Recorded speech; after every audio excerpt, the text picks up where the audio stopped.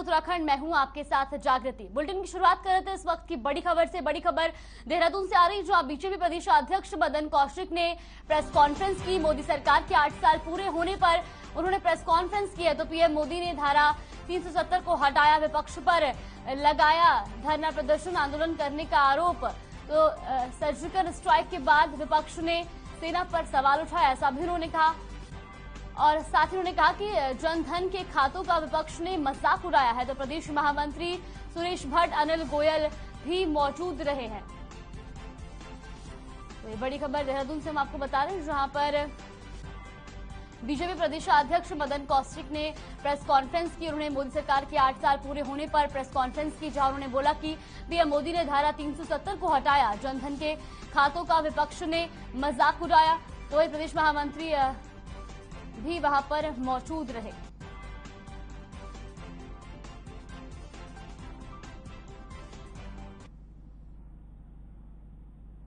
रुक कर लेते दूसरी बड़ी खबर की ओर। बड़ी खबर देहरादून से, जहां मंकी पॉक्स वायरस को लेकर अलर्ट जारी। स्वास्थ्य महानिदेशालय ने जारी की एडवाइजरी, ओपीडी में आने वाले मरीजों की करें स्क्रीनिंग।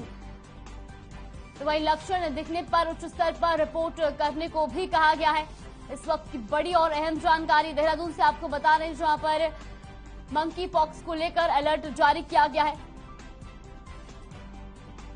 मंकी पॉक्स वायरस को लेकर अलर्ट जारी किया गया है। स्वास्थ्य महानिदेशालय ने एडवाइजरी जारी की, ओपीडी में आने वाले मरीजों को लेकर स्क्रीनिंग की जाएगी और लक्षण दिखने पर उच्च स्तर पर रिपोर्ट करने को भी कहा गया है। देहरादून से ये बड़ी खबर, जहां मंकी पॉक्स वायरस को लेकर अलर्ट जारी कर दिया गया है।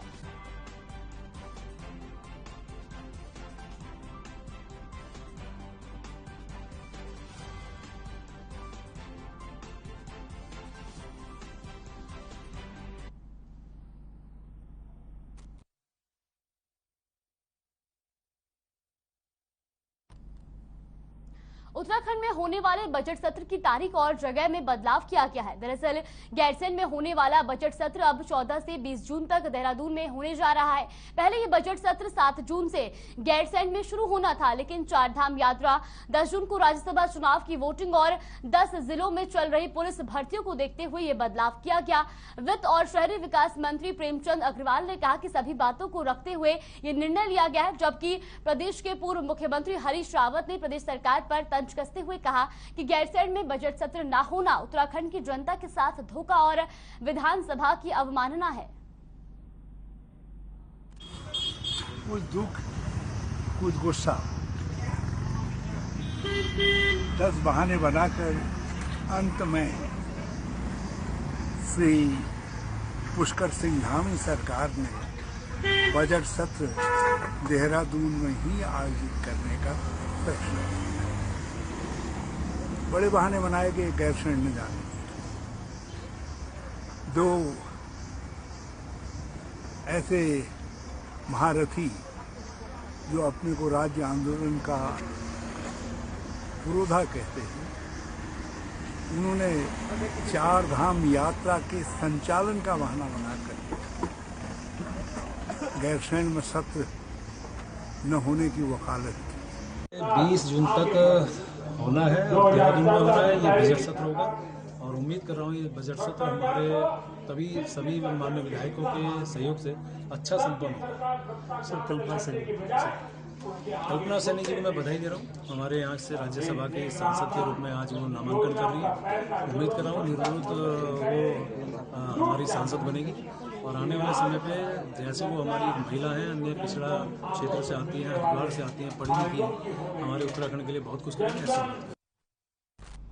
खबर देहरादून से, जहां विधानसभा में मीडिया से बातचीत करते हुए केंद्रीय राज्य मंत्री अजय भट्ट ने बताया कि कोस्ट गार्ड भर्ती केंद्र पर दोबारा फाइल खुलवाई और देहरादून जिलाधिकारी को आदेश दिए कि अदालत में अटके इस मामले को जल्द सुलझाएं, जिससे कोस्ट गार्ड भर्ती केंद्र देहरादून में जल्द खुले और पहाड़ के लोगों को रोजगार मुहैया हो सके। तो देहरादून में केंद्रीय राज्य मंत्री अजय भट्ट ने बयान दिया है। उन्होंने कोस्ट गार्ड भर्ती केंद्र पर फाइल खोलने को कहा है। कोस्ट गार्ड सेंटर के बारे में मैंने दोबारा फाइल खुलवाई है और यहाँ जिलाधिकारी से मैंने कहा है कि जल्दी से जल्दी जो न्यायालय में मामला चल रहा है उसको सेटल करवाइए। पक्षों के बीच में बात भी हो सकती है, देर नहीं करनी चाहिए। और मुझे ज्ञात हुआ है कि काफी आगे तक हम बढ़े हैं। जिस दिन यहाँ पर मामला सुलझ जाएगा न्यायालय से, उसके अतिशीघ्र उसके बाद हम यहाँ पर उसकी शुरुआत करने वाले हैं, जो एक बहुत बड़ी बात होगी। यहाँ के बेरोजगारी के युग में जो बेरोजगारी चल रही है, तो बेरोजगारी में यहाँ के युवकों को रोजगार मिलेगा। उत्तराखंड की राजधानी देहरादून में कांग्रेस की नव संकल्प कार्यशाला का आयोजन हुआ। इस दौरान प्रदेश प्रभारी देवेंद्र यादव, प्रदेश अध्यक्ष करण मेहरा, नेता प्रतिपक्ष यशपाल आर्य और पूर्व मुख्यमंत्री हरीश रावत समेत कांग्रेस के कई विधायक और पदाधिकारी कार्यशाला में मौजूद रहे। बता दें कि इस कार्यशाला का आयोजन कांग्रेस संगठन को मजबूत करने के लिए हुआ है। तो देहरादून में नव संकल्प कार्यशाला का आयोजन किया गया, जहां पर पूर्व सीएम हरीश रावत भी मौजूद रहे और कांग्रेस को मजबूत करना इसका मकसद बताया गया।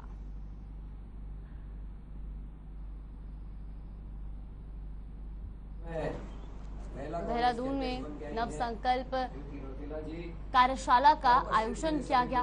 तस्वीरें आप देख सकते हैं। तो वहीं आपको बता दें कि इस दौरान वहां पूर्व सीएम हरीश रावत भी मौजूद रहे और कांग्रेस को मजबूत करना इसका मकसद बताया गया। तो कांग्रेस की इस सीट से कैसी रहे, जिनके संग उत्तराखंड में 2 दिवसीय नव संकल्प क्रियान्वयन कार्यशाला का आयोजन आज शुरू हो रहा है। उसका शुभारंभ थोड़ी देर में हो जाएगा। प्रदेश प्रभारी जी पहुंचे हैं, प्रदेश अध्यक्ष जी, नेता प्रतिपक्ष, हमारे तमाम प्रमुख नेता इसका शुभारंभ करेंगे। 2 दिन तक हम राज्य के तमाम लीडरशिप के साथ बैठ करके चिंतन करेंगे, मंथन करेंगे, कैसे पार्टी को ग्रास रूट से लेकर के राज्य स्तर तक और राज्य स्तर से लेकर राष्ट्रीय स्तर तक मजबूत करें। जो वर्तमान देश की परिस्थितियां हैं, उन परिस्थितियों का सामना करते हुए जो सांप्रदायिक आधार पर समाज को बांटने की कोशिश हो रही है, पूरा देश आर्थिक रूप से डिरेल हो चुका है। जो 8 सालों में लगातार मोदी जी और उनकी टीम ने झूठ भेजा है।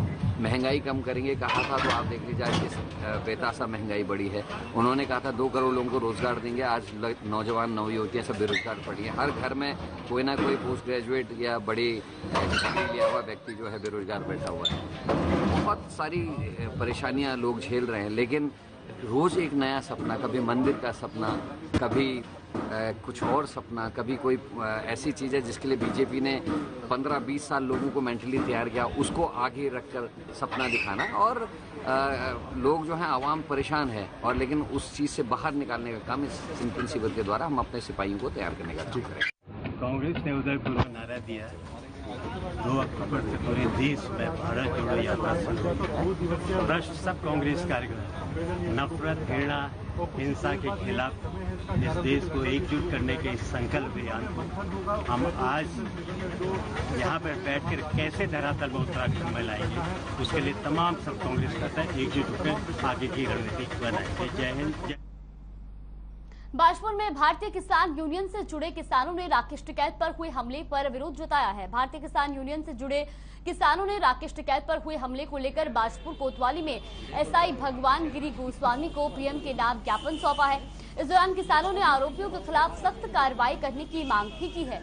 आपको बता दें कि बीते दिन कर्नाटका में भारतीय किसान यूनियन के राष्ट्रीय प्रवक्ता राकेश टिकैत पर कुछ लोगों ने हमला किया था। राकेश टिकैत पर हुए हमले से भारतीय किसान यूनियन से जुड़े किसानों में खासा नाराजगी है। भारतीय किसान यूनियन के प्रदेशाध्यक्ष कर्म सिंह पड्डा ने कहा कि राकेश टिकैत की बढ़ती लोकप्रियता को देखकर जनता पार्टी बौखला रही है। यही कारण है कि राकेश टिकैत को भारतीय किसान यूनियन से बाहर होने का झूठ फैलाया जा रहा था।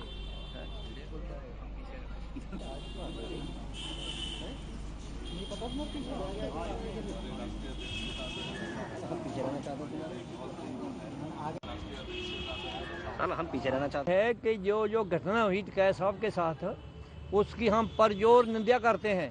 सारी तहसीलों में आज हम ज्ञापन दे रहे हैं, थानों में दे रहे हैं, हम डीएम साहब के पास जा रहे हैं, वहाँ भी उनको ज्ञापन देंगे। ये जो घटना हुई है ये सरकार की मिलीभगत से हुई है। उनका जो कद है बहुत बढ़ रहा है टिकैत साहब का, और सरकार जो बखला रही है वो ऐसे कर्म करा रही है जिससे उनको पहले ये हुआ कि टिकैत साहब को यूनियन से निकाल दिया। ये चर्चा बहुत हुई है। कौन निकालने वाला, खुद वो मुख्तियार हैं, उनको कौन निकालने वाला यूनियन से। उत्तराखंड में कांग्रेस को बूथ स्तर पर मजबूत बनाने की कवायद शुरू हो गई है। बता दें कि कांग्रेस प्रदेश अध्यक्ष करण माहरा की अध्यक्षता में आज से राजधानी देहरादून में 2 दिन तक नवसंकल्प क्रियान्वयन शिविर का आयोजन किया जा रहा है। देहरादून में आज और कल 2 दिन तक पार्टी के नेता शिविर के विषयों पर विस्तृत चर्चा कर कार्य योजना तैयार करेंगे। प्रदेश कांग्रेस अध्यक्ष करण माहरा ने कहा कि कांग्रेस को मजबूत करने पर चर्चा की गई है, तो देहरादून में बूथ स्तर पर मजबूत होगी कांग्रेस। नवसंकल्प शिविर का आयोजन किया गया और आपको बता दें कि 2 दिन तक ये कार्यक्रम चलेगा। मेरी छोटी बहन जो इस समय महिला कांग्रेस के अध्यक्ष बन गई हैं, तो 2 दिन तक ये कार्यक्रम चलना है जहां बूथ स्तर पर कांग्रेस मजबूत होगी। तो वहीं आपको बता दें कि देहरादून में इस नव संकल्प कार्यशाला का आयोजन क्या क्या है। आज के सभादेव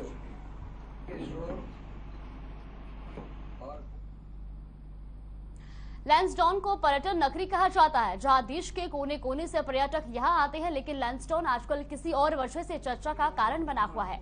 दरअसल लैंसडाउन में कई दिनों से ओवर रेट में शराब बिकने की सूचना स्थानीय निवासियों की ओर से मिल रही है, लेकिन एक पर्यटक द्वारा सोशल मीडिया पर एक वीडियो वायरल हो रहा है जिसमें पर्यटक पहले शराब खरीदता है, उसमें ओवर रेट पाए जाने पर वो आबकारी अधिकारी से इसकी शिकायत करता है, जिसके बाद आबकारी विभाग के कहने पर दुकानदार MRP से ज्यादा लिए रुपए वापस करता दिख रहा है। इस संबंध में अभी तक दुकानदार के विरुद्ध कोई कार्रवाई नहीं हुई है, जिससे पता चलता है कि दुकानदार के संबंध ऊपर तक है, क्योंकि लैंसडाउन में 12 महीने ही ओवर रेट शराब बिकती है, लेकिन कार्रवाई के नाम पर छोटा चालान किया जाता है। तो शराब का रेट चर्चा का विषय बना हुआ है। तो भाई उसे एडजस्ट कर लो ना फिर आप।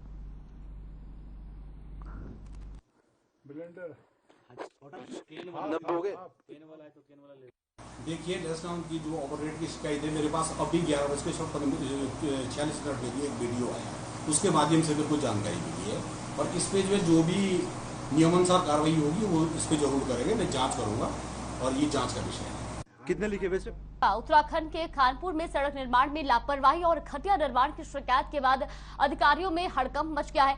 आपको बता दें कि आनन फानन में विधायक मौके पर जा पहुंचे और लोक निर्माण विभाग के अधिकारियों सहित ठेकेदारों को भी मौके पर तलब किया। दरअसल विधायक उमेश शर्मा ने पास से ग्रामीणों का एक हुजूम सड़क की शिकायत करने पहुंचा। इस शिकायत को विधायक गंभीरता से संज्ञान में लेते हुए नजर आए और अपना काफिला लेकर मौके पर रवाना हुए। इस दौरान मौके पर मिली सड़क के निर्माण में घटिया सामग्री संबंधित शिकायत को पुख्ता कर लिया, जिसके बाद सड़क निर्माण में ठेकेदार को जमकर फटकार भी लगाई और मौके पर लोक निर्माण विभाग को तलब कर लिया। साथ ही सड़क का निर्माण मानकों की निर्धारित गुणवत्ता वाली सामग्री के तहत किए जाने का निर्देश दिया। तो खानपुर में सड़क निर्माण में घटिया सामग्री का इस्तेमाल किया जा रहा था और ऐसे में ग्रामीणों ने विधायक से इसको लेकर शिकायत की, जिसके बाद विधायक ने ठेकेदार को फटकार भी लगाई और लोक निर्माण विभाग को तलब किया।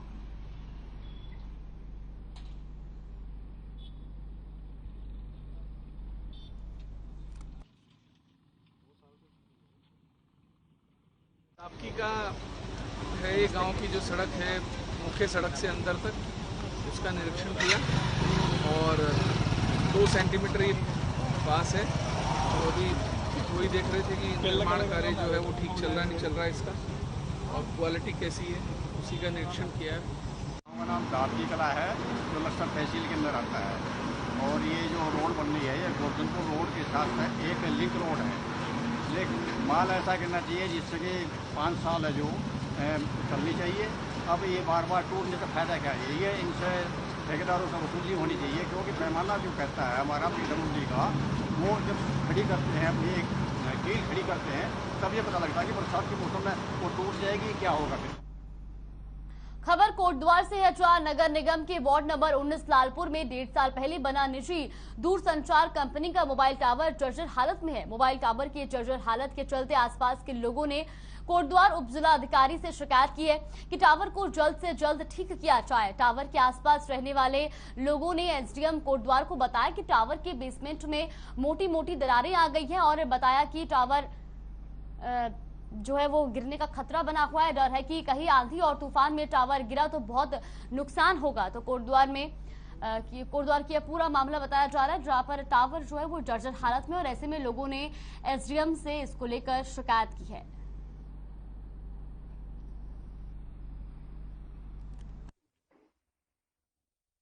कुछ डबल मेरे समझ आए हैं। आपके द्वारा मुझे ये अवगत कराया गया है कि जो टावर लगाया गया है ये इलीगल तरीके से बहुत ही अत्यंत जल्दी में लगाया गया है और इसको लगे हुए लगभग 1.5 साल हो गए हैं और इसके नीचे फिलिंग वगैरह अच्छी नहीं हुई है और ये जब तूफान वगैरह आता है तो इससे गिरने का भी काफ़ी खतरा हो जा रहा है। तो ऐसी दृष्टिकोण रखते हुए हमारे द्वारा इसमें CRPC धारा 33 के तहत इसमें कार्रवाई की जाएगी। ये टावर जर्जर स्थिति में है अभी, तो ये 3 दिन के अंदर सिर्फ टावर खड़ा कर दिया गया इलीगल तरीके से और इसका बेसमेंट रात को सीमेंट भरा गया और सवेरे 65 फीट का लंबा और हैवी वेट वाला टावर खड़ा कर दिया गया और बरसात का पूरा पानी टावर के बेसमेंट के अंदर जा रहा है जिससे हमारे जान मान का खतरा रहता है। तूफान में भी इसके टावर के बेसमेंट के नट पूरे खुले पड़े हुए हैं, कुछ नट गुम भी है। तूफान जब आता है तो इसकी आवाज़ आती है, हम घर छोड़ के बाहर निकलने के लिए मजबूर हो जाते हैं।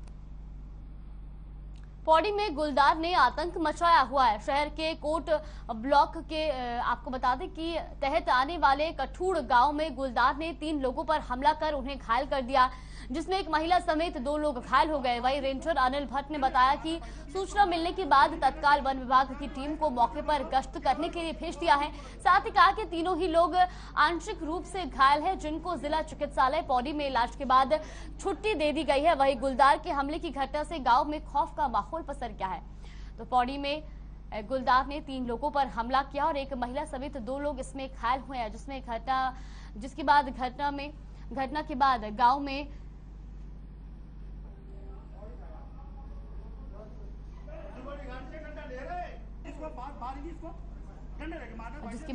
में लोगों के अंदर खौफ बना हुआ है।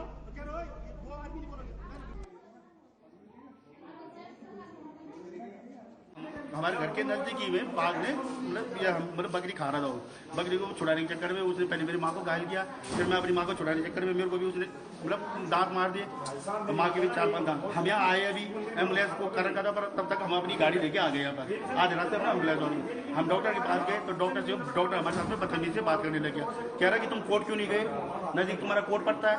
फिर दूसरी बात कह रहा कि इमरजेंसी का पर्चा बनता है, हमने वहाँ पर फिर वो प्रधान है, ग्राम प्रधान मेरा भाई है, वो कहने लग गया कि दोनों में एक और। मैंने इतना ही बोला था कि सर हम एम्बुलेंस में आ रहे थे, पर एम्बुलेंस तब तक वो कह रहा दोनों में एक बोलो, तुम ऐसे बात कैसे कर सकते हो। और फिर डंडा लेके सिक्योरिटी गार्ड से डंडा मारूंगा, डंडा लेके छीना, सिक्योरिटी गार्ड यहीं पर है, उसका डंडा छीन के हम पे मारने आ रहा है, कह रहा मैं नहीं करूंगा, तुम्हारा रहना जाऊंगा। इनकी ये दादागिरी है रोज की। कौन आएगा यहाँ पर काम, मतलब कोई भी मरी जाएगा यहाँ पर, ये तो खुद मरा हुआ आदमी फिर यहाँ मरने के लिए आएगा। इसकी टोन मेरे ख्याल से शराब भी पी रखी है, मेरे को लग रहा है। जब तक खबर हरिद्वार से है, जहां गर्मी की छुट्टियों में मनाने के लिए लोग हरिद्वार पहुंच रहे हैं। दिल्ली NCR से आने वाले लोग वीकेंड पर सुबह धर्म नगरी पहुंचकर शाम तक घर वापस भी कर ले रहे हैं। तो वहीं आपको बताते चलें कि गंगा स्नान के साथ ही मंदिरों में दर्शन कर जंगल सफारी होने से यात्रियों के एक बार में 3 काम हो रहे हैं। इससे बच्चों का मनोरंजन भी हो रहा है, तो वहीं परिवार के बड़े बुजुर्ग पुण्य भी कमा रहे हैं। और धर्म नगरी में पूरे दिन भक्तों की भीड़ रहती है और दुकानों को पर भी खरीदारी की भीड़ से व्यापारियों के चेहरे भी खिल उठे हैं। तो तस्वीरें हरिद्वार की आप देख सकते हैं, जहां हरिद्वार में पर्यटकों से रौनक बनी हुई है और ऐसे में दुकानदारों के भी चेहरे खिल उठे हैं।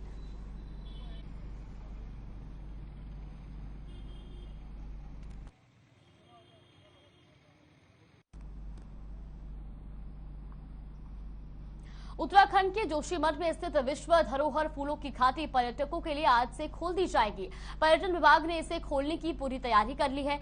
पार्क प्रशासन बीते 1 महीने से तैयारियों में जुटा हुआ है। तो वहीं आपको बता दें कि प्रशासन ने 4 किलोमीटर पैदल मार्ग की मरम्मत के साथ रास्ते पर 2 पैदल पुल का निर्माण किया है। फूलों की घाटी नंदा देवी बायोस्फीयर रिजर्व में आती है। ये जगह कुछ रंगीन और अविश्वसनीय फूलों से लदी हुई है। इसके अलावा इस क्षेत्र में पक्षियों, तितलियों और जानवरों को भी काफी अच्छी संख्या में देखा जा सकता है। फूलों की घाटी 1 जून से खुलकर अक्टूबर तक पर्यटकों के लिए खुली रहती है। इस साल फूलों की घाटी में 12 से अधिक प्रजाति के फूल समय से पहले खिल गए हैं। यहाँ फूल की 300 से अधिक प्रजातियां पाई जाती है, जिनमें एनीमोन, जेरेनियम, प्राइमूल और अन्य कई तरह की प्रजातियां शामिल हैं।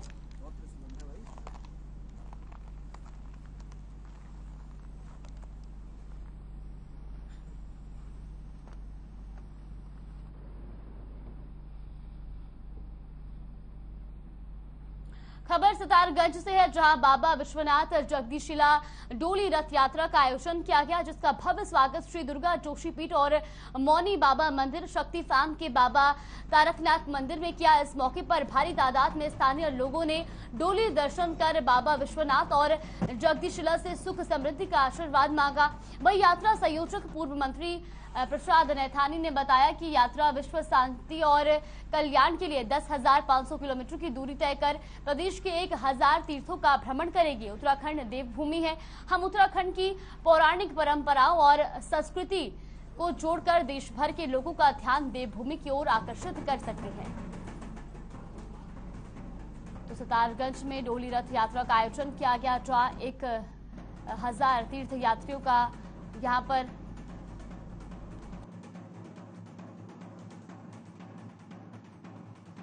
गंगा दशहरा से 30 दिन पूर्व इस डोली का जो उद्देश्य है कि सबसे पहले विश्व में शांति कायम हो, दूसरा उद्देश्य है कि देव संस्कृति हमारी जिंदा रहे, और तीसरा उद्देश्य ये है कि 4 धाम जो हमारे उत्तराखंड में है, यमुनोत्री, गंगोत्री, केदार, बद्री, इसके अलावा हमारे उत्तराखंड में 1000 शक्तिपीठ हैं, जिन शक्तिपीठों पे उनको धाम का स्वरूप दिया जाना बहुत जरूरी है, इसलिए ये यात्रा चलती है। और इस यात्रा का उद्देश्य जो है वो सबको शांति, सुख और समृद्धि प्रदान करना है। उत्तराखंड के श्रीनगर शहर से 4 किलोमीटर दूर चमधार के पास देर रात एक कैप्सूल ट्रक अनियंत्रित होकर 100 मीटर नीचे झील में जा गिरा।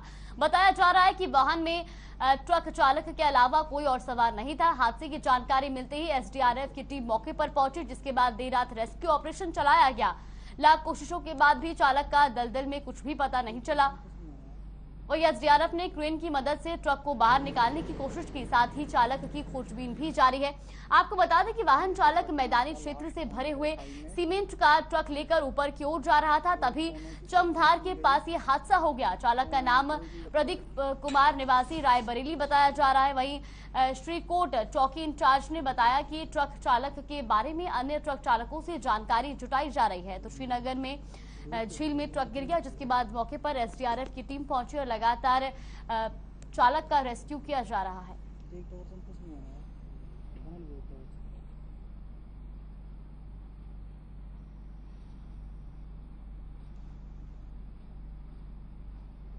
फिलहाल खबर उत्तराखंड में बस इतना ही। आप बने रहिए हमारे साथ। नमस्कार।